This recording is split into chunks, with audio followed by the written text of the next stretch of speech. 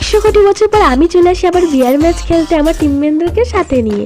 নামতেই একটাও গান পাই না, কারণ তার আগে আমার টিমমেটগুলো সব গান চুরি করে নিয়েছে। সেটা একটা চোর। আমার হাতে ছিল উঁচি, আমার সামনে একটা বান্দা আসে, তাকে হালকা করে গড় ধুলাই দিতেই সে দেখে লুঙ্গি উঠিয়ে পালাচ্ছে। আমার থেকে পালানো তো এত সহজ না।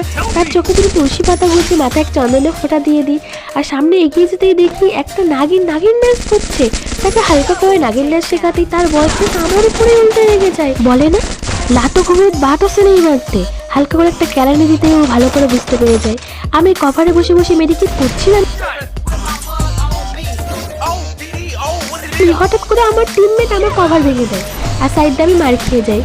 এসা টিমমেট কিছু করে দে ভগবান, সে আলা কুত্তা আমাকে ইচ্ছা করে মারার করে দিল আর রিভাইভও দিল না। জখম তুনে ऐसे लगाया मैं दीवानी दीवानी दीवानी हो गया। थू আমাদের উপরে মায়া হয়, গাইন আমাদেরকে রিভাইভ দিয়ে দেয়। আর নামতেই দেখি সামনে একটা দিদি আমাকে হাই বলছে।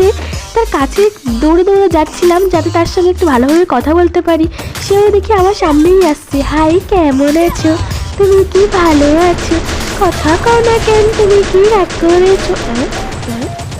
মধ্যখানটা আমার টিমমেট আমার কিলটা চুরি করে নেয়। আমার না জাস্ট কিছু বলারই নেই। তার লুট বক্স লুট করে, এই দিক থেকে লুট করে, সেদিক থেকে লুট করে আমি চলে যাই 2 নম্বর প্লেয়ারের কাছে সে কী করছে দেখার জন্য। যদি দেখি সে ক্যাম্প করছে আর তার সামনে চলে ছিল একটা বান্দা, সে ফাইট করতেও চলে যায়। কিলটা চেপে দিয়েছি। সে যখন ফাইট করছিল আমি মধ্যখান থেকে কিল চেপে দিয়েছি।